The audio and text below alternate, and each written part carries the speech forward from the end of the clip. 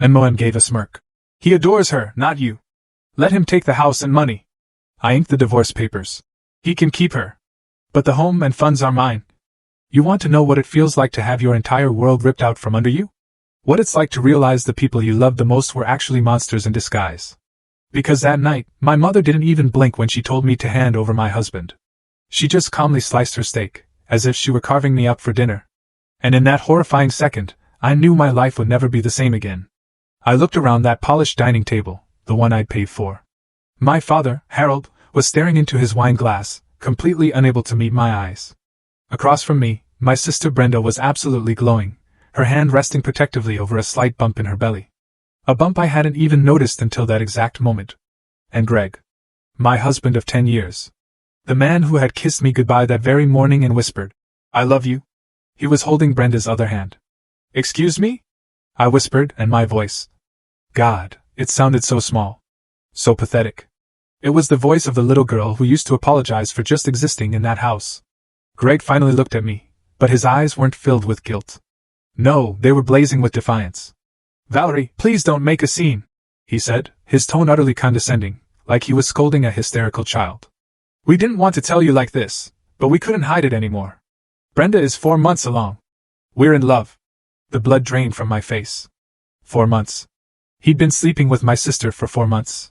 Or longer. Brenda chimed in then, that tiny, cruel smirk I knew so well curling on her lips. "Whatever, Val. The timeline doesn't matter. What matters is that we're a family now. A real family. Something you obviously couldn't give him." It was a direct shot. Right at our fertility struggles, the years of negative tests, the nights I'd cried in Greg's arms while he whispered that it didn't matter, that we were enough. It was all a lie. I looked at my mother Joyce.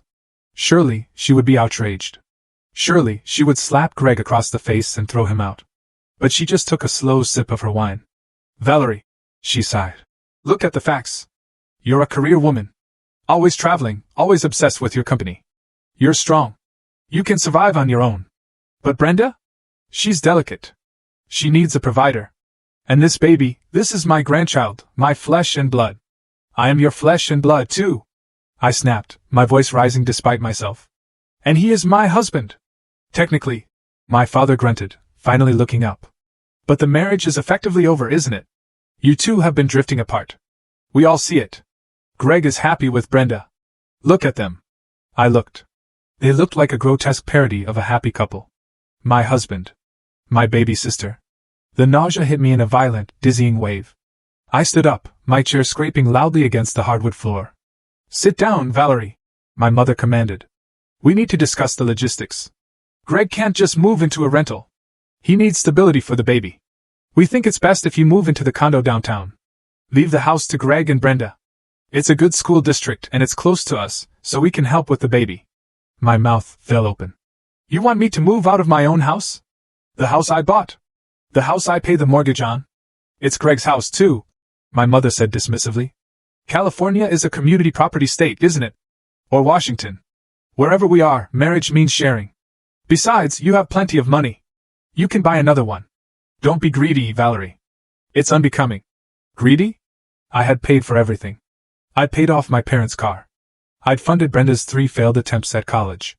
I'd bankrolled Greg's business ventures that never made a dime. And now I was greedy for wanting to keep my own home? "I'm leaving," I said, grabbing my purse.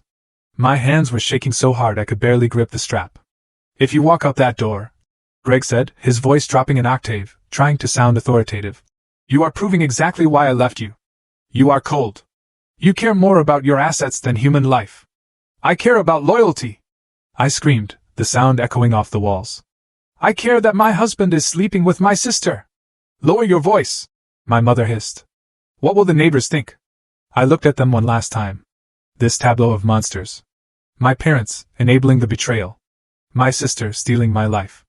My husband, the traitor. "I'm not giving you the house," I said, my voice trembling but clear. "And I'm not giving you a divorce without a fight." "You will," my mother said confidently. "Because if you don't, you'll lose this family forever. Do the right thing, Valerie. Be the big sister for once." I turned and ran. I didn't look back at the warm, inviting glow of that dining room. I just needed air. I needed to get away before I shattered into a million pieces right there on their doorstep. The rain in Seattle doesn't wash things clean. It just makes everything gray and slick. I stumbled to my car, fumbling with the keys. My vision was blurred, not just by the relentless drizzle, but by hot, angry tears that burned my cheeks. I got inside the sanctuary of my leather seats, the car I bought, I reminded myself bitterly, and locked the doors. For a moment, I just sat there, gasping for air, my hands gripping the steering wheel so hard my knuckles turned white. I started the engine and peeled away from the curb, leaving behind the house where I had spent a lifetime trying to be good enough. I didn't know where I was going. I just drove. I merged onto the I-5, the wipers slapping a frantic rhythm against the glass. My mind was racing, trying to find a loophole in reality. Maybe this was a joke, a sick, twisted prank. Maybe I would wake up in my bed next to Greg, and he would be warm and smell like his cedarwood soap, and I would tell him about this nightmare, and he would laugh and hold me. But then the image of Brenda's hand on her stomach flashed in my mind. The smugness, the absolute lack of shame. It wasn't a nightmare. It was my life. I drove aimlessly for an hour, the city lights smearing into long streaks of neon. I eventually pulled into a parking lot overlooking the Puget Sound. It was pitch black out there, the water invisible except for the reflection of the city. I turned off the engine and let the silence crush me. How? How could he? I replayed the last 4 months. The late nights Greg spent networking. The weekends he went to help his parents with repairs. He wasn't with his parents. He was with mine. He was with her. They were all in on it. Every time I went to Sunday dinner, did they laugh at me behind my back? Did they look at me, the foolish woman working 80-hour weeks to fund their lifestyles, and mock my ignorance? I screamed. It was a raw, primal sound that tore at my throat. I pounded the steering wheel until my palms ached. I screamed for the 10 years I had wasted. I screamed for the baby I couldn't have, and the one she was carrying. Then came the bargaining.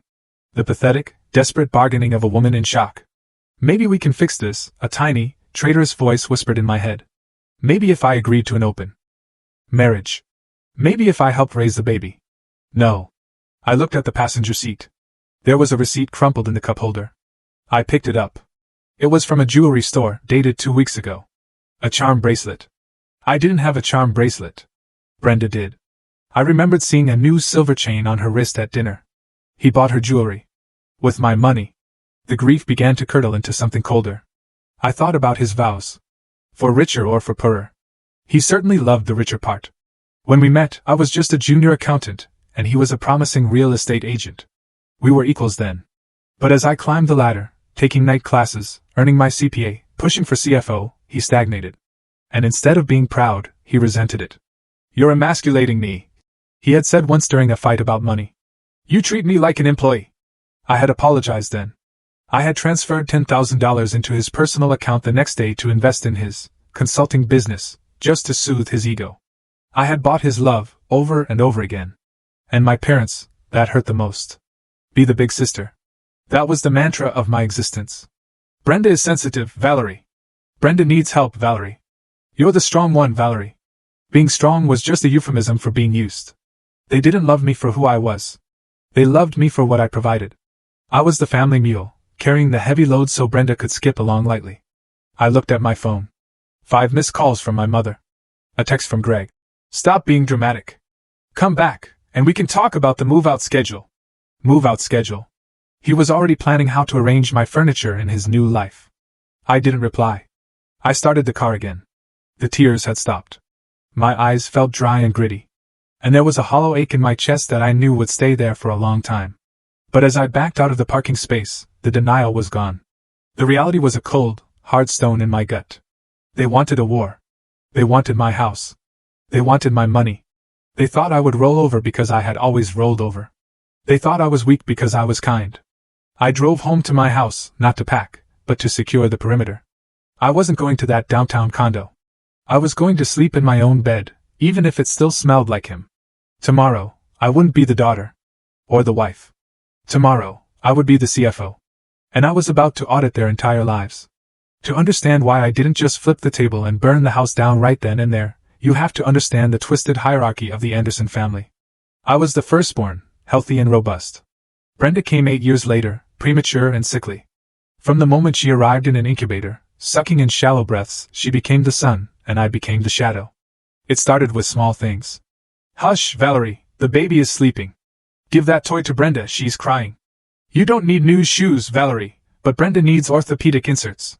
I learned early on that my needs were secondary. My role was to facilitate Brenda's happiness. I remember my 16th birthday. I had saved up money from babysitting and mowing lawns all summer to buy a car, a beat-up Honda Civic. My dad had promised to match my savings if I got straight A's. I did.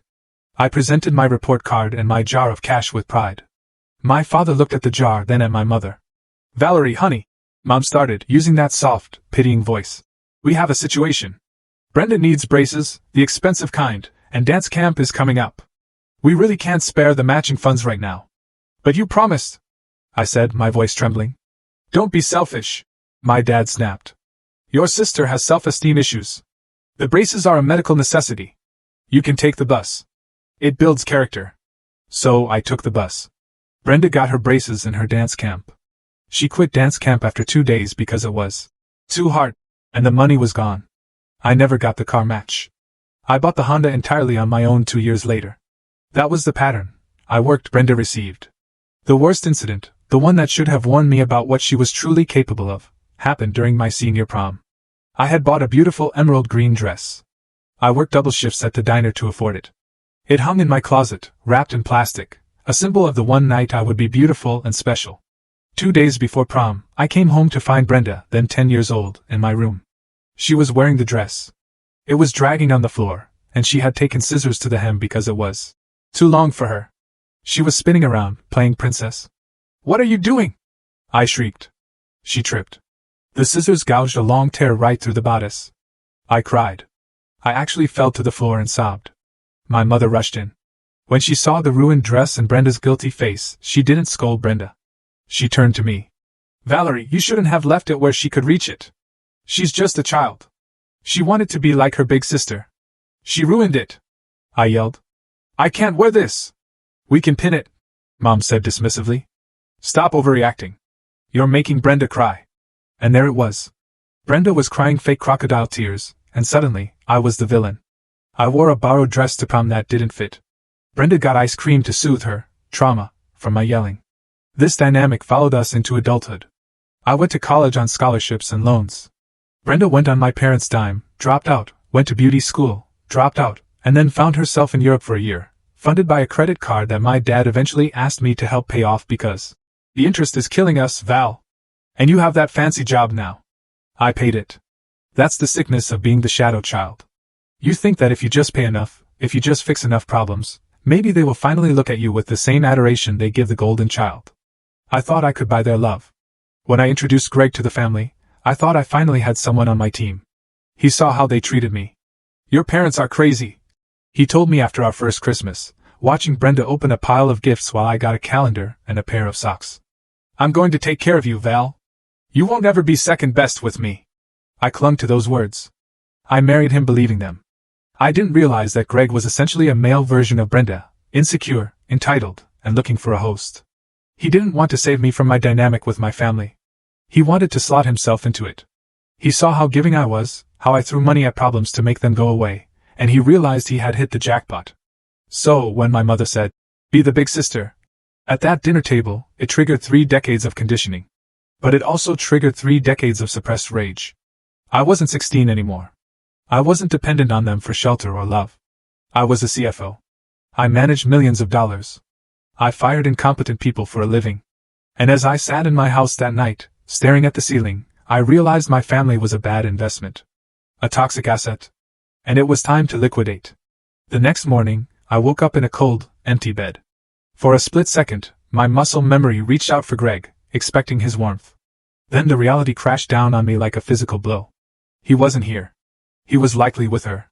I dragged myself out of bed and walked into his home office, or rather, his gaming room that we called an office to preserve his dignity. When I met Greg, he was a real estate agent. He wasn't a top producer, but he had charm. He had potential. I was attracted to his easygoing nature, which balanced my high-strung, type A personality. I was the planner, he was the dreamer. It seemed like a good match. But as my career skyrocketed, his stalled. I made partner at my firm. The market crashed, and he sold 0 houses in a year. "That's fine," I told him. "I make enough for both of us. Take some time. Figure out what you want to do." That was my mistake. I gave him a cushion, and he decided to take a nap on it for 5 years. He rebranded himself as a business consultant. It was a vague title that meant he spent all day on LinkedIn and Reddit, occasionally meeting a buddy for lunch to brainstorm ideas that never materialized. He stopped contributing to the mortgage. Then he stopped paying the utility bills. Then he stopped buying groceries. Slowly, insidiously, I became the sole provider. I didn't mind the money at first, I loved him. But I minded the attitude. The less he earned, the more arrogant he became. It was a defense mechanism, I knew that. He felt small, so he had to act big. He started critiquing my spending. "Do you really need another designer suit, Val?" he would ask while wearing a $500 watch I bought him. "You're so materialistic. You work too much. You're losing touch with what matters." What mattered, apparently, was him. I walked over to his desk. It was a mess of papers and unopened mail. I started sifting through it. A notice for a past-due payment on a credit card I didn't know existed. A speeding ticket. And then, a brochure for a luxury resort in Cabo. I froze. I recognized that resort. I had gone there for a corporate retreat 6 months ago. Greg had stayed home because he had a big meeting. I logged into my laptop and pulled up the credit card statement for the joint account, the one I filled every month for household expenses. There it was. A charge for 2 plane tickets to Cabo, dates overlapping with my business trip, and a charge for a double room. He had taken her there. While I was sitting in meetings, closing deals to pay for our life, he was drinking margaritas on the beach with my sister, using my money. I felt sick. It wasn't just the sex. It was the financing of the betrayal. He had made me pay for my own humiliation. I kept digging. I looked at the cash withdrawals. $500 here, $300 there. Consulting expenses. He had noted in our budget app. But looking at the dates, August 12th, Brenda's birthday. September 5th, the day Brenda's car broke down. October 31st, Halloween. He had been subsidizing her life for years, not just months. Years. "You made me feel small," he had told me during our last anniversary dinner, the real one, not the disaster from yesterday. "You walk around like you own the place just because you signed the checks." "I don't try to," I had replied, feeling guilty. "I just want us to be secure." "Security isn't sexy, Val," he had sneered. "Need is sexy. You don't need me." He was right. I didn't need him. But Brenda did. Brenda was a bottomless pit of need. She needed money. She needed validation. She needed someone to save her. Greg couldn't save himself, but he could pretend to save Brenda using my resources. It was a parasitic symbiosis. He got to feel like a big man, and she got a free ride. I slammed the laptop shut. My sadness was evaporating, replaced by a cold, sharp clarity. This wasn't a tragedy. This was a robbery. I looked around the room at the things I had bought him, the top-of-the-line gaming PC, the ergonomic chair, the signed basketball jersey on the wall. He was a leech. A handsome, charming, gaslighting leech. And he had made a fatal error. He thought that because I was generous, I was stupid. He thought that because I loved him, I wouldn't check the books. But I am a CFO. I check everything. I heard the front door open downstairs. Heavy footsteps. He was here. I took a deep breath, smoothed my hair, and stood up. The weeping wife was gone. The auditor was in. Greg walked into the house like he owned it. He didn't look remorseful. He looked annoyed, like a man inconvenienced by a tedious errand. He was carrying a stack of flattened cardboard boxes under his arm. "Valerie," he said when he saw me standing at the top of the stairs. "I'm glad you're here. We need to expedite this." I walked down the stairs slowly, my hand gliding over the banister I had sanded and stained myself 3 years ago. "Expedite what, exactly?" "The transition," he said, dropping the boxes in the foyer. "Brenda is hormonal. She's stressed. The baby can feel stress, you know. We need to get settled in here by the weekend so I can set up the nursery." I stopped on the last step, looking him in the eye. "You are not setting up a nursery in my house, Greg." He rolled his eyes. "Here we go. I told your mom you would be difficult. Look, Val, let's be adults. This house has 4 bedrooms. It's too big for one person. You're never here anyway. You live at the office. Brenda and I are starting a family. We need the space. It's just logical." "Logical?" I let out a dry, incredulous laugh. "Logical is you moving into an apartment you can afford, which by my calculations, is a cardboard box under the freeway." His face darkened. The charm evaporated, revealing the nastiness underneath. "Don't start with the money trip. That's all you have, isn't it? Money? You think it makes you better than everyone else? It pays the mortgage," I said calmly. "Something you haven't done in 5 years. I contributed in other ways, he shouted, his face flushing red. I managed the household. I took care of things. I gave you emotional support. You slept with my sister, I countered. Is that emotional support? I slept with her because she appreciates me. He stepped closer, trying to use his height to intimidate me. It used to work. It didn't work today. She looks at me like I'm a man, not a bank account. You pushed me away, Valerie. You were cold. You were distant. You were essentially sterile. The word hung in the air. Sterile. He knew how much that hurt. He knew about the IVF injections, the hormones, the devastation of every negative result. He was weaponizing my pain to justify his adultery. I tried to give you a child, I whispered, my voice trembling slightly despite my best efforts. I put my body through hell. Yeah, well, it didn't work, he said cruelly. Brenda? It just happened. Natural. Easy. Maybe it's a sign, Val. Maybe we weren't meant to reproduce. Maybe nature knew you weren't mother material. I felt a slap would have hurt less. But I didn't strike him. I just stared at him, memorizing this moment. This was the closure I needed. There was no love left here, just a rot that needed to be excised. Get your things, I said, my voice turning to ice. Get your personal effects, clothes, toiletries. You are not taking the electronics. You are not taking the furniture. And you are definitely not taking the car. The hell I'm not, he scoffed. That's community property. I talked to a lawyer friend. Half of everything is mine, including this house, my 401k. Well, your 401k, since we're married. He smirked. So, you can make this easy. Sign the house over to me as part of the settlement, and I won't go after your retirement fund. Or we can fight, and I'll take half of your precious company stock, too. Your choice. He thought he had me checkmated. He thought he knew the law. Pack your clothes, Greg, I repeated. You have 1 hour before I change the locks. You can't change the locks. It's a marital residence. Actually, I said, checking my watch. I can. But go ahead, call the police. I'd love to explain to them why my husband is trying to move his pregnant mistress, my sister, into my home. He glared at me, realizing I wasn't backing down. He grabbed the boxes and stormed upstairs. I heard him slamming drawers, throwing things around. I went to the kitchen and poured myself a glass of water. My hands were steady now. He had just admitted his strategy, blackmail. He wanted to trade my retirement for the house. He wanted to strip me bare to build a nest for Brenda. He didn't know about the LLC. He didn't know that the house wasn't technically in my name, or his. He didn't know that the car was a company lease. He was playing checkers. I was playing 4D chess. I watched him haul 3 suitcases down the stairs 20 minutes later. He had also grabbed the PlayStation. I let him take it. It was a small price to pay to get him out the door. You'll hear from my lawyer. He spat as he walked out. Don't think you won this. Mom and Dad are on my side. Everyone is on my side. You're going to end up a lonely, bitter old woman with nothing but your cats and your spreadsheets. Goodbye, Greg, I said.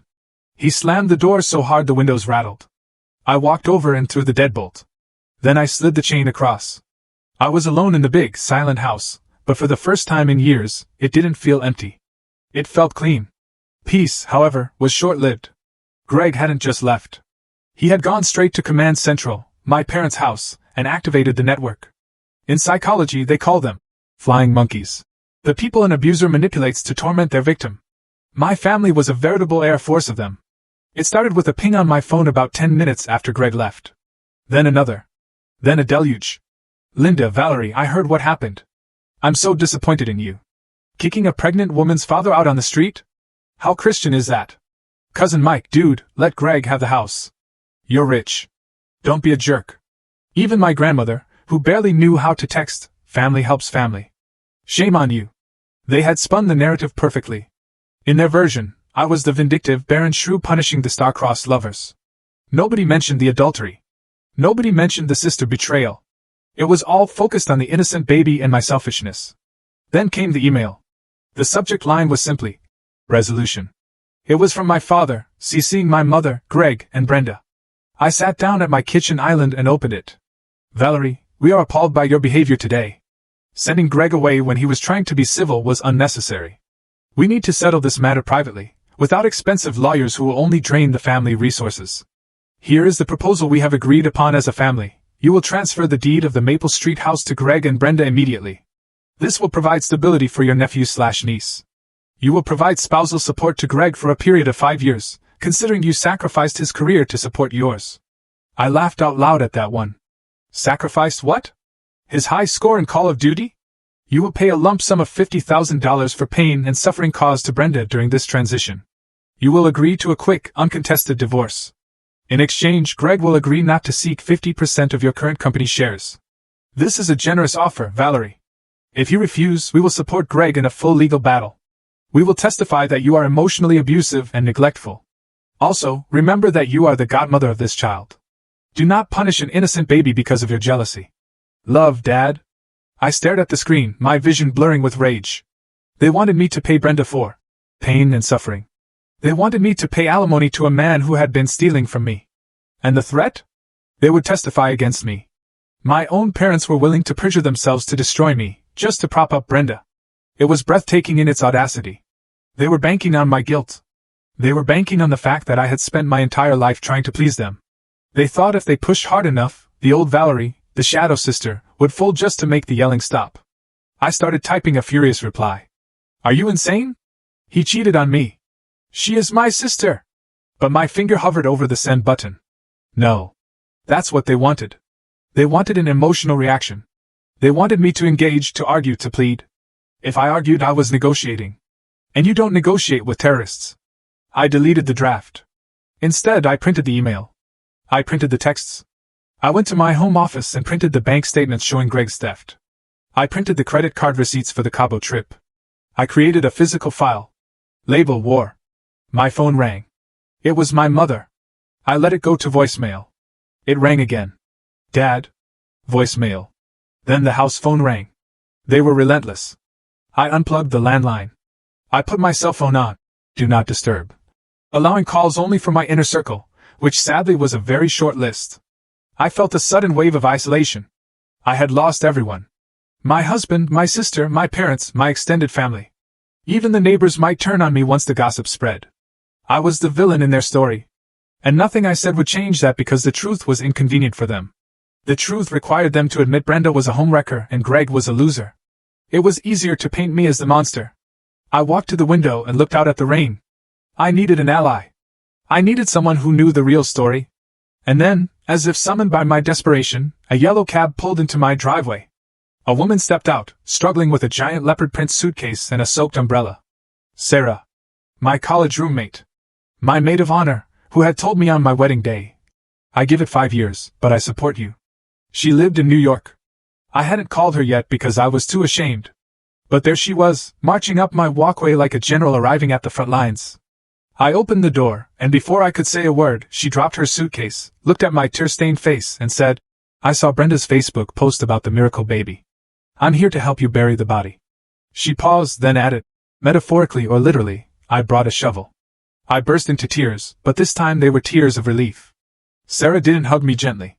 She hugged me fiercely, like she was trying to hold my shattered pieces together by sheer force of will. She dragged me into the living room, kicked off her heels, and opened a bottle of wine I had been saving for a special occasion. This is a special occasion, she declared, pouring 2 massive glasses. It's the day you finally wake up. We sat on the floor, and I told her everything. The dinner, the drive, the texts, the email from my father. When I showed her the email, Sarah didn't get sad. She got furious. She paced my living room, gesturing wildly with her wine glass. Pain and suffering for Brenda? She shouted. She slept with your husband. The only pain she should be feeling is the shame of being a terrible human being. And your parents, Val. She continued. I've told you for 20 years that they are toxic, but this is biblical-level betrayal. They said they testify against me. I said quietly. They said I was abusive. Let them, Sarah said, dropping to her knees in front of me. And grabbing my shoulders. Listen to me, Valerie. Look at me. You are not the victim here. You are the bank. And they are terrified. Terrified? I sniffled. They seem pretty confident. That's bluster, Sarah said. Think about it. Greg has no job. Brenda has no job. Your parents are retired and living on a fixed income, plus whatever handouts you give them. If you cut off the money tap, they starve. They are attacking you because they need you to fold before you realize you hold all the cards. She was right. I had been so focused on the emotional wound that I hadn't looked at the strategic landscape. He wants the house, I said. He thinks it's community property. Is it? Sarah asked. She knew I was meticulous with finances. Val, tell me you didn't put that loser on the deed. I managed a weak smile. I bought the house before the wedding. It's in the name of the 5 Anderson Holdings LLC. I put it there for liability protection because of my job. Sarah's eyes widened. And the prenup? My boss at the time insisted on it. I said. Greg signed it without reading it because he wanted to prove he didn't care about money, but I haven't looked at it in 10 years. I don't remember the specific clauses. Then we find it. Sarah commanded. Tonight we find every scrap of paper. We build a fortress. And tomorrow, we go nuclear. We spent the next 4 hours turning my home office upside down. We found the prenup in a safe box at the back of the closet. We found tax returns. We found the credit card statements I had printed earlier. As we worked, Sarah kept up a steady stream of reality checks. He told you were sterile? She asked as she sorted through receipts. Val, didn't you tell me once that Greg refused to get tested? I paused. Yeah. He said his boys were fine. He wouldn't go to the urologist. He said the problem was obviously me because of my stress. Right. Sarah snorted. Or maybe he's the problem. And Brenda got knocked up by the pool boy and they're pinning it on Greg because he's the one with the rich wife. I stopped cold.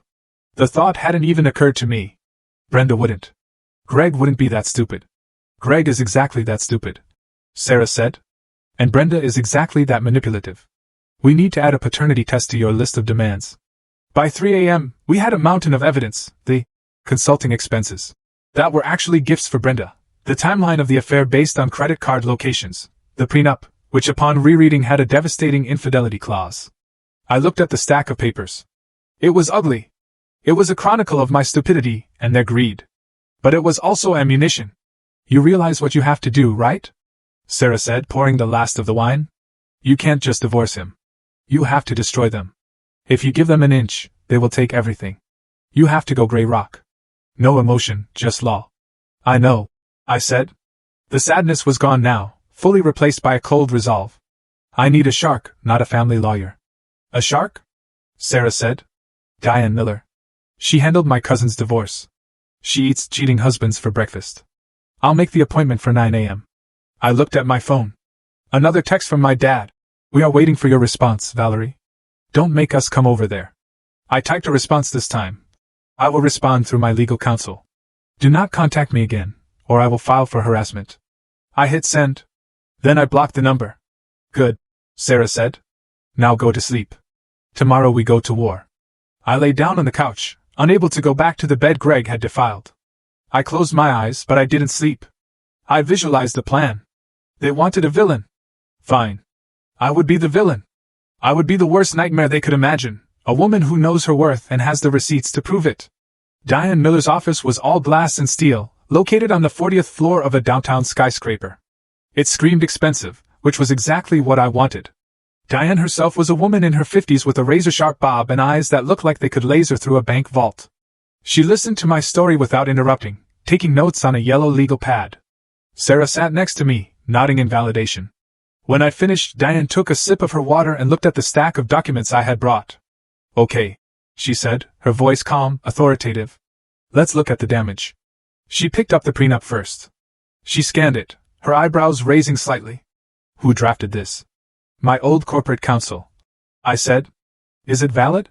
It's ironclad, Diane said, a small smile playing on her lips.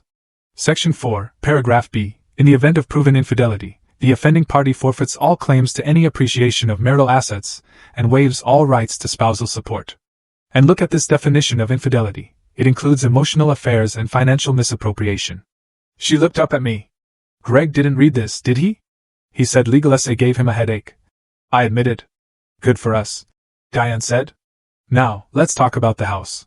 You said it's in an LLC? 5 Anderson Holdings LLC. I confirmed. I bought it 6 months before the wedding. And did you ever add his name to the LLC membership? No. Did you use joint funds to pay the mortgage? Sometimes. I hesitated. From the joint account. Diane frowned. That creates a commingling issue. He could claim he contributed to the equity. But, I interrupted, pulling out the spreadsheet Sarah and I made last night. I can prove that every dollar in the joint account came from my paycheck. Greg hasn't deposited a cent in 5 years. In fact, these records show he withdrew joint funds for personal use, gambling, gifts for Brenda, travel. Diane took the spreadsheet. Her eyes scanned the columns. He spent $15,000 on online poker last year? Apparently. I said. I felt a flush of shame. I didn't check the line items. I just paid the total balance. This is embezzlement, Diane stated. He was taking funds entrusted to the marital partnership and diverting them for illicit purposes.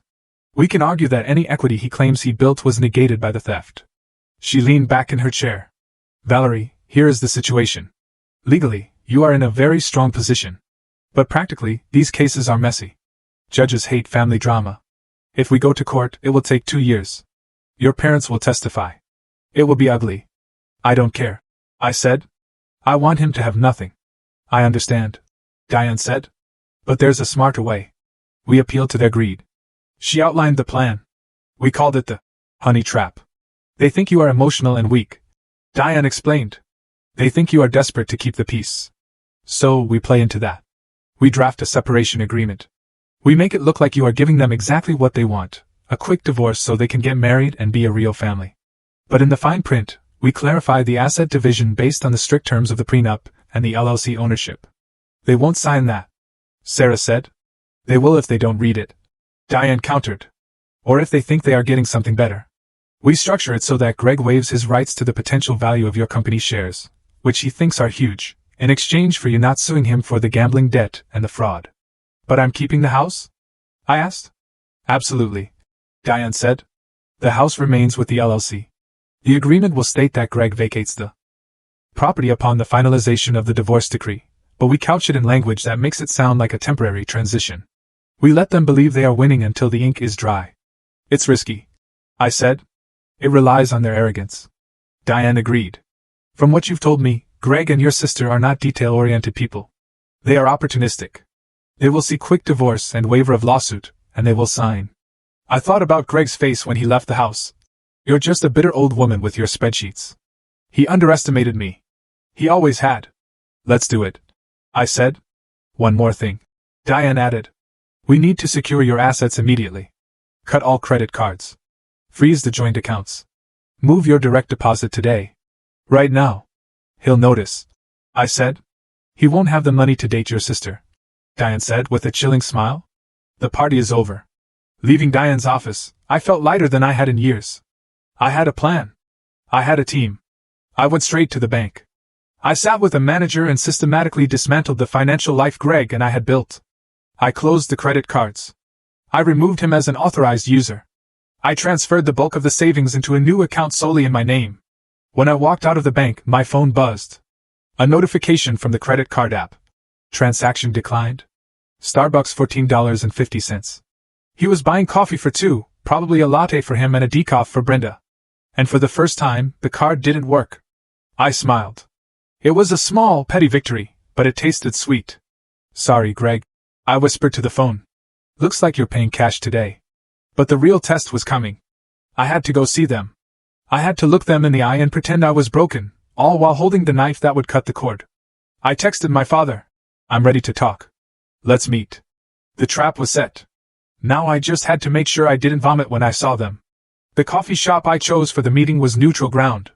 It was halfway between my parents' house and my office, a sterile corporate chain with fluorescent lighting and jazz music that was just a little too loud. I arrived 15 minutes early, not because I was eager, but because I needed to get into character.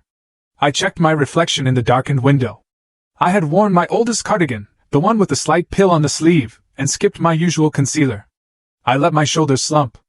I needed to look like the defeated wife. The woman who had lost everything and was desperate to salvage a scrap of dignity. Diane sat next to me, crisp and professional, but she had softened her usual shark-like gaze. Remember, she whispered, sliding a thick document across the table. You are not the CFO today. You are the heartbroken sister. Let them think they are doing you a favor by signing this. I nodded, my stomach churning. It wasn't fear anymore. It was anticipation. It was the feeling of watching a roller coaster inch toward the drop. Greg and my father arrived together. Greg looked tired but smug, wearing a suit jacket I had bought him 3 Christmases ago. My father walked with that stiff, righteous gait he used when he felt he was the moral authority in the room. They sat down without shaking hands. Greg wouldn't meet my eyes. Valerie. My father started, his voice booming slightly. I'm glad you came to your senses. We don't want a war. We just want what's best for the baby. I know, Dad, I said, letting my voice crack just enough. I stared at my hands, twisting my wedding ring, which I was still wearing for effect. I've been doing a lot of thinking about what Mom said, about being the big sister. Greg looked up, interest piqued. So, you agree to the terms? Diane interjected smoothly. Valerie agrees that a protracted legal battle would be detrimental to everyone's health. She is willing to grant the divorce immediately. She is also willing to waive her right to see you, Greg, for the accounting irregularities we found. Greg flinched. Irregularities? I told you those were consulting expenses. Regardless, Diane continued, waving a dismissive hand. Valerie is willing to let it go. In the spirit of moving on. I looked up at Greg, summoning every ounce of sadness I could muster. I don't want to fight you, Greg. I loved you. If Brenda is who you want, if she can give you the family I couldn't. I paused, wiping a fake tear. Then I won't stand in your way. My father let out a long breath, shoulders relaxing. Good girl, Valerie. I knew you had a heart. However, Diane said, sliding the document toward them. To make this legally binding and fast, so you can marry Brenda before the baby arrives, we need to sign the settlement agreement today. It grants the divorce on the grounds of irreconcilable differences.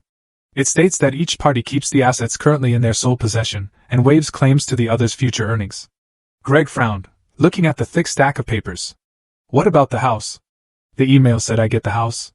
The agreement states that you will maintain residence at the Maple Street address. Diane said carefully, using very specific phrasing. And Valerie will vacate.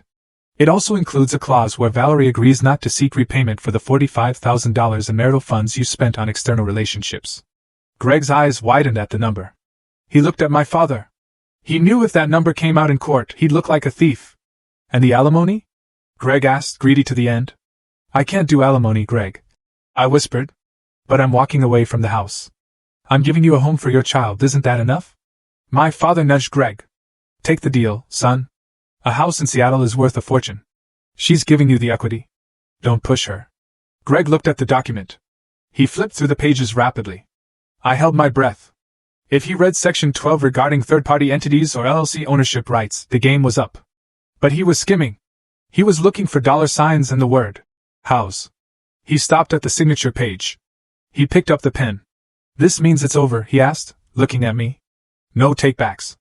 You're not going to come after my business ideas? I won't touch your business ideas, Greg, I said. That was easy to promise, since he didn't have any. And you'll leave us alone? I just want to disappear, I said softly. He smirked. The victory was in his eyes. He thought he had broken me. He thought he had won the house, the girl, and his freedom, all while sticking me with the bill. Right now, as I watched his hand hover over the paper, I knew there was no turning back. I was about to nuke my entire life to build a new one. My heart was pounding against my ribs, not from sorrow, but from the adrenaline of the kill. If you're still listening to this story, please help me out by liking this video and commenting the number 1 below. It lets me know you're amazing, and that you're riding shotgun with me on this journey. Your support is huge for me. Comment 1, so I can see you. And now, let's see what happens when the ink hits the paper. Greg signed. The sound of the pen scratching against the paper was loud in the quiet coffee shop. Scratch, scratch. The sound of a man signing his own death warrant. My father signed as a witness, beaming like he was signing a peace treaty that ended a war he had started. There, Dad said, capping the pen and pushing the documents back to Diane. That wasn't so hard, was it? Now we can all move forward. Yes, I said, standing up. My legs felt shaky, but I forced them to hold. I'll go pack the rest of my things this weekend. You can have the keys on Monday.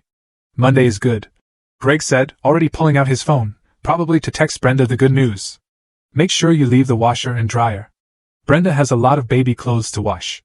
I nodded, biting the inside of my cheek so hard I tasted metallic blood. Of course. The washer and dryer stay. I walked out of the coffee shop with Diane, maintaining my slumped posture until we turned the corner and were safely out of sight.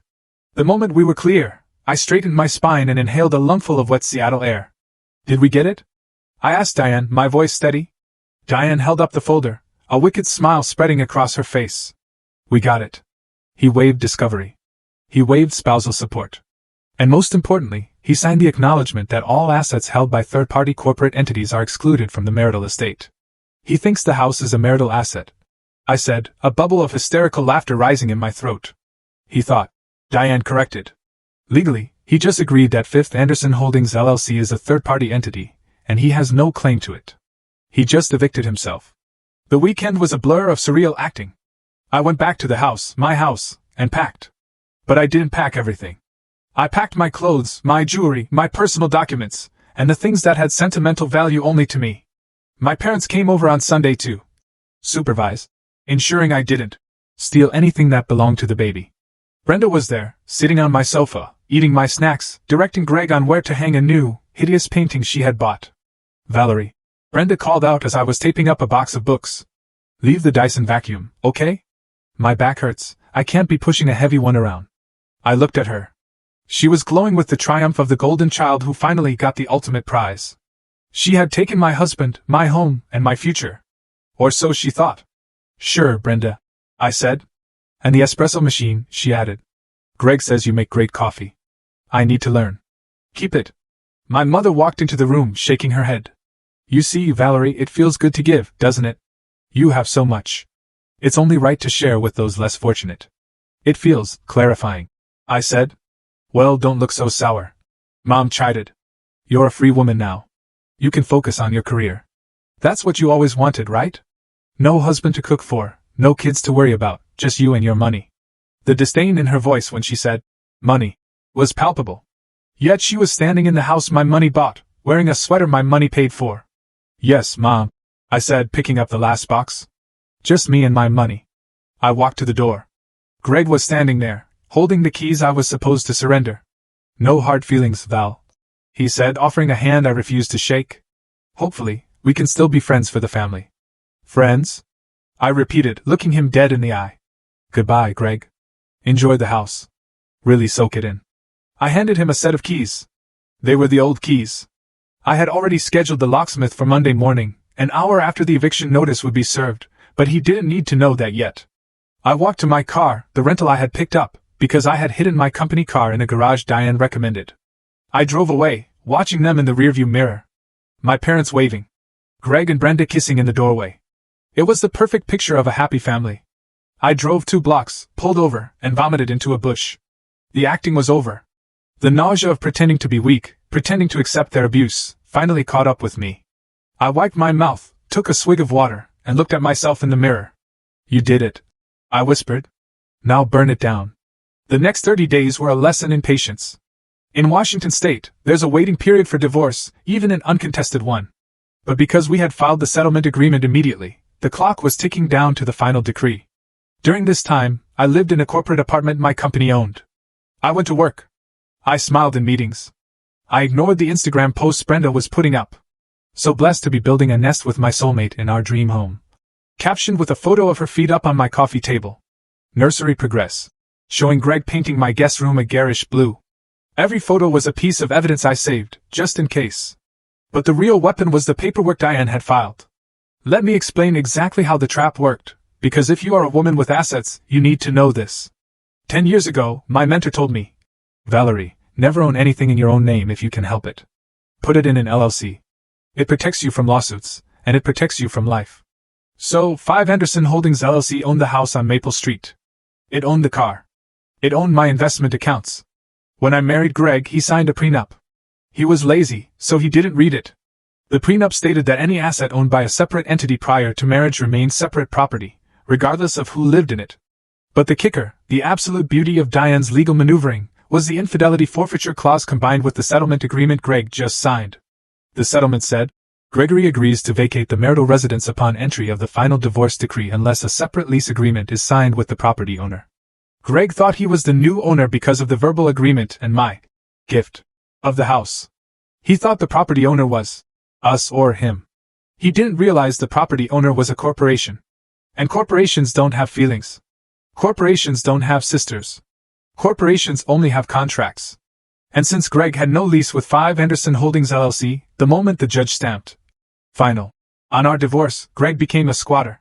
"It's brutal," Sarah said one night as we drank wine in my temporary apartment. "It's the most beautiful, brutal thing I've ever seen." "It had to be," I said, staring at the city lights. If I had just fought them in court, the judge might have given him the house just to keep the baby housed. Judges are sympathetic to children. But this way, he signed it away. He agreed to leave. He just didn't know when. And the money? Sarah asked. The joint accounts are closed, I said. The credit cards are cancelled. But I left one account open. The one linked to the automatic bill pay for the house utilities. Why? Because I want the lights to stay on until the wedding. I smiled. I want them to feel comfortable. I want them to feel safe. You're scary. Sarah laughed. I'm just a CFO. I shrugged. I'm managing risk. On the 29th day, the judge signed the decree. I was officially divorced. I was officially single. And legally, Greg was officially trespassing. Diane called me. The papers are signed. The eviction notice is prepared. The locksmith is on standby. The movers are booked to take your furniture to storage. Wait, I said. Don't send the movers yet. Let them have their wedding first. You want them to have the reception in your house? Diane asked, confused. No, I said. They are having the reception at the community center because they're cheap. But they are coming back to the house for their wedding night. That's when we strike. That's cold, Valerie. They stole my husband and tried to steal my future. I said. Cold is the only temperature I have left. I hung up. I looked at the calendar. Saturday. The wedding was Saturday. I had sent a gift. It wasn't a toaster. It was a process server. I didn't attend the wedding, obviously. But in the age of social media, you don't need to be present to witness a train wreck. You just need a burner account. Greg and Brenda's wedding was a testament to their delusion. My cousin Mike, who was secretly on my side but feared my mother's wrath, texted me play-by-play updates. Brenda is wearing white, a lot of white, and a tiara. She looks like a cake topper that melted. Greg is drunk. He's telling everyone about his investments. Expanding. Your mom is crying during the toast about how true love always finds a way. I think I'm going to hurl. I sat in my apartment, scrolling through the photos. There they were, my ex-husband and my sister, cutting a cake that I knew my dad paid for. They looked triumphant. They looked like they had gotten away with murder. Brenda's caption on her post. Finally, Mrs. Anderson, so happy to start our life in our forever home. Hashtag blessed, hashtag soulmate, hashtag sorry not sorry. That hashtag. Hashtag sorry not sorry. That was the final straw. She wasn't just happy. She was gloating. She wanted me to see this. She wanted me to know she had won. I looked at the clock. It was 9 p.m. The reception was winding down. They would be heading back to Maple Street soon. I called the private security firm Diane had hired. Initiate phase 2. I said. Copy that, Miss Anderson. We are on site. The locksmith has finished. The notices are posted. I felt a surge of adrenaline so strong my hands shook. This was it. While they were dancing to Unchained Melody, a team was changing every lock on my house. While they were throwing the bouquet, a process server was taping a bright orange notice to vacate on the front door, the back door, and the garage. And while they were getting into their just married car, my dad's sedan, since I took the company car, my security team was parking across the street, ready to enforce the law. I imagined the drive they were taking. They were probably laughing. Greg was probably loosening his tie, thinking about carrying his pregnant bride over the threshold of the house he bullied me out of. He was probably thinking about how smart he was, how he had played the system. He didn't know the system was rigged against him from the start. I poured myself a glass of sparkling water. I didn't need alcohol to numb this. I wanted to feel every second of it. Happy wedding day, Brenda. I toasted the empty room. Welcome to reality. My phone buzzed. It was Mike again. They just left. Heading your way. Good luck, sis. Give 'em hell. I grabbed my coat. I wasn't going to stay in the apartment. I needed to see this. I drove to my old neighborhood and parked 3 houses down, hidden in the shadows of a large oak tree. I watched the street. It was quiet. The rain had stopped, leaving the pavement slick and black. The house, my house, was dark. I had remotely cut the power via the smart home app 5 minutes ago. Headlights swept across the street. A car pulled into the driveway. It was them. The show was about to begin. The scene unfolded with cinematic perfection. Greg's car door opened, and he stumbled out, still in his tuxedo, looking a little unsteady. He went around to open the door for Brenda. She emerged, her white dress trailing on the wet driveway, holding her stomach theatrically. They walked up the path to the front porch. I rolled down my window just an inch to hear. Why are the lights off? Brenda complained, her voice shrill in the night air. I told you to leave the porch light on. I did. Greg slurred slightly. Bulb probably burned out. Relax, babe. We're home. He fumbled in his pocket for the keys. The keys I had given him. The old keys. He slid the key into the lock. He turned it. Nothing happened. He jiggled it. He pulled it out, wiped it on his pants, and tried again. He shoved his shoulder against the door. It didn't budge. What is wrong with you? Brenda snapped. Open the door. I have to pee. It's stuck. Greg grunted. Must be the humidity. Hang on. He tried again, twisting harder. Snap. The key broke off in the lock. Damn it. Greg yelled, kicking the door. That's when the motion sensor floodlights I had reactivated remotely suddenly blazed to life, bathing them in blinding white light. And that's when they saw it. The bright orange piece of paper taped right at eye level. Notice of eviction and criminal trespass warning. Greg ripped it off the door, squinting to read it. What is this? Brenda asked, leaning over his shoulder. It says we are trespassing. Greg stammered. 5th Anderson Holdings LLC. Valerie. He roared my name. Valerie. I know you're doing this. This is my house. You can't lock me out. He picked up a decorative rock from the garden and marched toward the living room window. Don't do it, Greg, I whispered to myself. Before he could throw it, the unmarked sedan across the street flashed red and blue lights. 2 uniformed off-duty officers, hired security with arrest powers, stepped out. Drop the rock, sir, one of them commanded, hand on his holster. Greg froze. Officers, thank God. My ex-wife. She locked us out. This is my house. I have my pregnant wife here. You have to let us in. The officer walked up the driveway, calm and imposing. Sir, step away from the door. Can I see some ID? Greg fumbled for his wallet. I live here, 42 Maple Street. Check your records. The officer looked at the ID, then at the clipboard he was holding. I have a deed here listing the owner as 5th Anderson Holdings LLC, and I have a signed court order dated yesterday stating that Mr. Gregory Anderson agreed to vacate the premises immediately upon divorce. That was a formality. Greg shouted, spit flying. We had a verbal agreement. She gave it to me. Verbal doesn't trump a court order, sir, the officer said. And since you are no longer a resident, and you just attempted to break a window, you are currently trespassing. You need to leave. Leave? Brenda shrieked. Leave where? We live here. All our stuff is inside. My baby's crib is inside. Your personal property has been packed and moved to a storage facility. The officer recited. Here is the address and the key to the unit. He handed Greg a small brass key. You packed my stuff? Brenda looked horrified. You touched my underwear? This is illegal. I'm calling my dad. You can call whoever you want, the officer said. But you cannot stay here. If you don't get in your car and leave in the next 3 minutes, I will arrest you for trespassing and attempted vandalism. Greg looked at the house. He looked at the orange sticker. He looked at the broken key in his hand. The reality was finally piercing through the alcohol and the arrogance. He didn't own anything. He was a guest who had overstayed his welcome. Valerie, he screamed into the night again, looking right at the oak tree where I was hiding, though he couldn't see me. You bitch. You planned this. You let us plan the wedding knowing you were going to do this. I smiled. Yes, I did. Sir, last warning, the officer said, stepping closer. In the car now. Brenda started sobbing. It was a loud, ugly wail. My wedding night! You ruined my wedding night! Greg shoved her toward the car. Shut up, Brenda! Just get in the car! Don't push me! She screamed back. This is your fault. You said you handled it. You said she was stupid. She tricked me. They were screaming at each other as they scrambled back into my dad's sedan.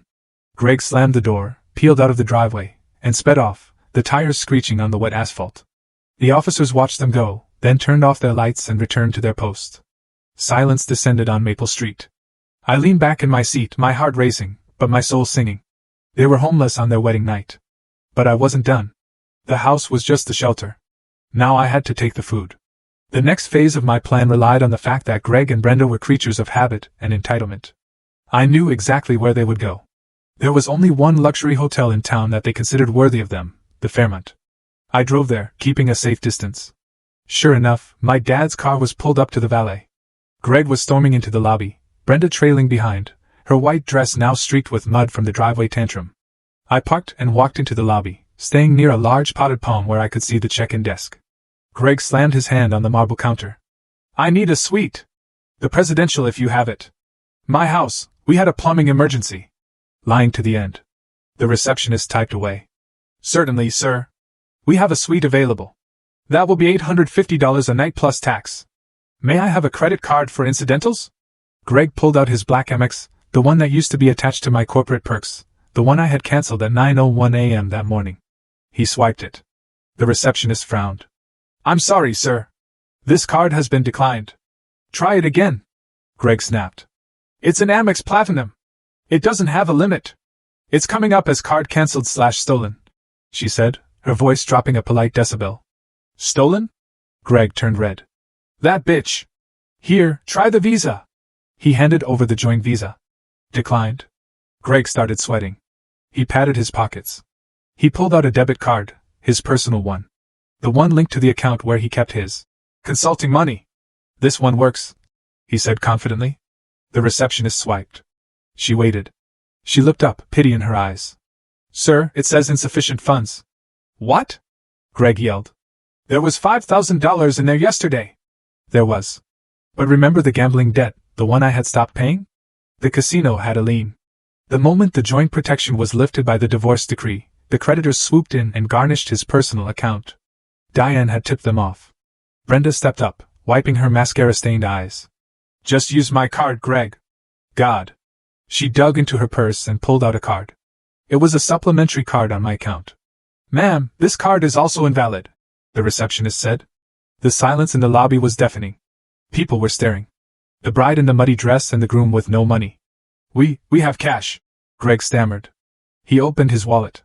He had maybe $40. Not enough for a Motel 6, let alone the Fairmont. I need to make a call, Greg said, his voice trembling. He pulled out his phone. He dialed my number. I watched my phone light up in my purse. I let it ring. He dialed my parents. Dad, I heard him say, his voice breaking. She locked us out. She canceled the cards. We're at the Fairmont. We can't pay. We have nowhere to go. I couldn't hear my father's response, but I saw Greg's face crumble. What do you mean you can't come? Yes, I know it's late, but Brenda is pregnant. Fine. We'll come to you. He hung up and looked at Brenda. Your dad says we can sleep on the pull-out couch in the den. The couch? Brenda shrieked. I'm a bride. I'm pregnant. I can't sleep on a couch. Well, we can't sleep here. Greg shouted back, losing it. We have no money, Brenda. She took it all. She took every damn cent. You said you had your own money. Brenda accused, shoving him. You said you were a tycoon. I was spending her money. Greg confessed, his voice echoing off the high ceilings. It was all her money. Are you happy now? The receptionist cleared her throat. Sir, ma'am, I'm going to have to ask you to leave. You're disturbing the other guests. They walked out of the hotel. The walk of shame to end all walks of shame. No luxury suite, no champagne, just a cold ride back to my parents' house to sleep on a lumpy sofa in a room that smelled like old newspapers. I walked to the bar in the hotel lobby. Champagne, I told the bartender. The most expensive glass you have. Celebrating something?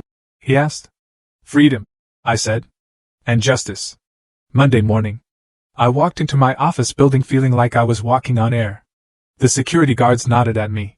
My assistant, oblivious to the weekend's drama, handed me my coffee. You have a full schedule, she said. And, your family is in the lobby. They're demanding to see you. Send them to conference room B, I said calmly. And call Diane. Tell her to bring the file. Oh, and ask Mr. Henderson from legal to join us. I checked my makeup. Sharp winged eyeliner, red lip, power suit. I wasn't Valerie the victim anymore. I was the CEO of my life. I walked into conference room B. They were all there. My mother, looking haggard. My father, furious. Greg, wearing the same clothes as yesterday, looking unwashed. Brenda, weeping softly in the corner. You monster! My mother screamed the moment I entered. How could you? On their wedding night! I sat at the head of the table. Please sit down. We have business to discuss. Business? Greg slammed his fist on the table. You stole my house. You stole my money. I reclaimed my property, I corrected. And I stopped subsidizing your fraud.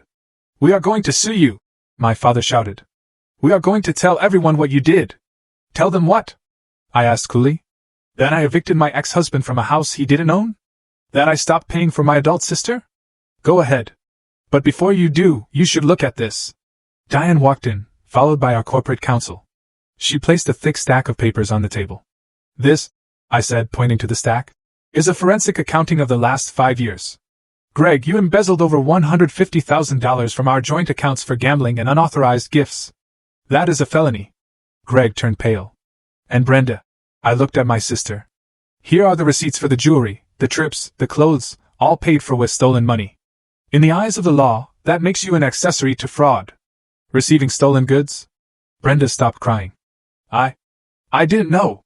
Ignorance is not a defense, Diane said sharply. No, I continued, standing up. Here is my offer. I will not press criminal charges against Greg. I will not sue Brenda for the return of the assets. I will not sue you, Mom and Dad, for the money I lent you over the years that you forgot to pay back. My parents shrank in their seats. In exchange, I said, you will sign a non-disclosure agreement. You will never contact me again. You will never come to my office. You will never come to my home. And you, I pointed to Greg, you will acknowledge that the debt you owe the casino and the IRS is yours alone. The IRS? Greg squeaked. Oh yes, I smiled. I filed an innocent spouse relief form this morning. The IRS knows you didn't declare that gambling income. They'll be in touch. Greg put his head in his hands. He was done. You're destroying us, my mother whispered. We're family. No, I said, my voice hard as steel. You were parasites. I was the host. I'm just curing the infection. What about the baby? Brenda wailed. Your nephew. He needs a home. I looked at Brenda. I looked at her stomach. And I played my final card. The one I had been saving. About that baby, I said, pulling one last sheet of paper from the file. Greg, do you remember when we tried IVF? You refused to get tested. Greg looked up, confused. So, I continued, I had the doctor run a test on the sample you gave for the home kit we tried first. I found the results in your desk. You hid them. I slid the paper to him. You have a genetic condition, Greg. Azoospermia. You have 0 sperm count. You are sterile. The room went completely silent. You could hear the hum of the air conditioning. Greg looked at the paper. Then he looked at Brenda. Brenda's face drained of all color.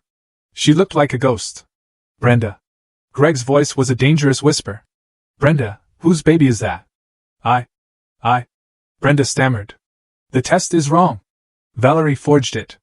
It's from the clinic, Greg, I said. Call them. Greg stood up. The realization washed over him. He had blown up his life, lost his rich wife, lost his home, and gone into debt for a baby that wasn't his. Who is he? Greg roared, grabbing Brenda's arm. It was just one time. Brenda screamed. With the trainer. It didn't mean anything. I needed you to marry me. I needed the security. You trapped me. Greg shouted. You ruined my life for a bastard child. He lunged at her. Security guards stepped in immediately, restraining him. Get them out, I said to the guards. All of them. As they were dragged out, Greg screaming obscenities, Brenda wailing, my parents looking old and defeated, I felt nothing. No joy, no sadness, just silence. The silence of a clean slate. The revelation about the baby was the nuclear bomb that vaporized whatever was left of their alliance. I didn't need to do anything else. I just watched the fallout from a safe distance. Greg was arrested for assault that day in my office. He spent the night in jail. When he got out, he had nowhere to go. My parents refused to let him back in. After all, he wasn't the father of their grandchild anymore. He was just a broke, violent man who had humiliated them. Brenda's life imploded. My parents, faced with the shame of a daughter pregnant by a random gym trainer and the loss of their rich son-in-law fantasy, turned on her. How could you be so stupid? I heard my mother screaming at her over the phone. Sarah had bugged the house. Kidding. It was Cousin Mike again with the updates. You had the golden goose and you killed it. They didn't care about the morality. They cared that the scam failed. Greg filed for an annulment based on fraud. He claimed Brenda tricked him into marriage. He also tried to sue me again, representing himself because he couldn't afford a lawyer. The judge threw it out in 5 minutes and ordered him to pay my legal fees. Since he couldn't pay, he had to declare bankruptcy. And the baby? It turned out the trainer was a 22-year-old college student with no money and no interest in being a father. Brenda was facing single motherhood with 0 assets, living in her childhood bedroom, listening to our mother complain daily about how much she cost. I received a letter from Greg about 2 weeks later. It was sent to my office. Valerie, I know I messed up. I was weak. Brenda manipulated me. She preyed on my insecurities. I never stopped loving you. I was confused. Please, can we talk? I'm living in my car. I have nothing. You are the only good thing that ever happened to me. Please give me a second chance. I read it twice. 10 years ago, I would have cried. I would have thought, he's hurting. I need to help him. But I looked at the handwriting, the same hand that signed away my dignity for a house he didn't own. I took a red marker. I wrote, "Return to sender," across the envelope, and I dropped it in the shredder. I didn't hate him anymore. I just didn't care. He was a stranger. A lesson I had learned the hard way. The destruction of the Anderson Miller clan was total. My parents, without my monthly allowance, couldn't afford their lifestyle. They had to list their house. The house where I grew up, the house where I was always second best. They downsized to a small two-bedroom apartment in a less desirable part of town. Brenda had to get a job. A real job. She started working as a receptionist at a dental clinic. Cousin Mike told me she looks 10 years older. She complains to anyone who will listen about how her evil sister stole her inheritance. But nobody listens. People in town saw the police cars. They know the truth. Greg left Seattle. Rumor has it he moved back to Ohio to live with his brother. He's working in a call center. I maintained absolute no contact. I changed my number. I moved to a new house, a sleek, modern penthouse in the city, far away from the suburbs. I sold the Maple Street house to a nice young couple. I didn't want the memories. One rainy afternoon, 6 months later, I ran into my mother at the grocery store. It was inevitable in a city, I suppose. She looked frail. Her hair wasn't dyed its usual perfect blonde. The gray was showing. She saw me and stopped her cart. "Valerie," she said. Her voice wavered. I stopped. I didn't run. I stood my ground. "Hello, Joyce." "Not Mom. Joyce." "We miss you," she said, tears welling up. "Your father, he's not doing well. His heart. We could use some help." There it was. The hook. The guilt. His heart. Help. I looked at this woman who had told me to give my husband to my sister, who had called me greedy, who had valued me only as long as I was useful. "I'm sorry to hear that," I said politely. "Medicare covers heart conditions. You should call them." "Valerie!" she gasped. "We are your family." "No," I said, leaning in close so she could hear every word. "You made your choice. You chose Brenda. You chose the lie. You don't get to come back to the truth just because the lie stopped paying the bills. I'm your mother. You were my egg donor," I said. "And my abuser. I'm done paying for my own abuse." I walked past her. I didn't look back. I bought my groceries, expensive cheese, good wine, things I enjoyed, and I walked out into the rain. But this time, the rain felt clean. It felt like baptism. It has been a year since the dinner from hell. I am writing this from a balcony in the Amalfi Coast. I took a sabbatical. For the first time in my life, I am not working. I am just being. The lawsuit is a distant memory. The pain is a scar, faded and white. I met someone here. His name is Luca. He's an architect. He doesn't know about my money, and he doesn't care. He likes that I'm smart. He likes that I beat him at chess. Yesterday we were sitting by the ocean, and he asked me, "Valerie, why do you always check the bills so carefully?" I smiled. "Because I learned that if you don't audit your life, someone else will embezzle your happiness." I thought about Brenda, probably changing a diaper in a cramped apartment, bitter and angry. I thought about Greg, answering phones in Ohio, dreaming of the life he threw away. They wanted everything. They ended up with nothing. I wanted nothing but love. And I ended up with everything. My freedom, my fortune, and finally myself. I realized that the shadow sister didn't exist anymore. I wasn't a shadow. I was the sun. I had just been letting them stand in front of my light. I took a sip of my wine, the same wine I drank the night Sarah told me to fight. "To the auditors," I whispered to the sea. And the sea whispered back, "You won. If you are going through something like this, if you are the one always giving and never receiving, listen to me. Stop. Close the account. Change the locks. You are worth more than what you can provide for others. Don't be the shadow sister. Be the CEO of your life." What would you have done when they asked you to just move on? Have you ever had to cut ties with people you thought were family to save yourself? Let me know in the comments below. I'm really curious to hear your thoughts.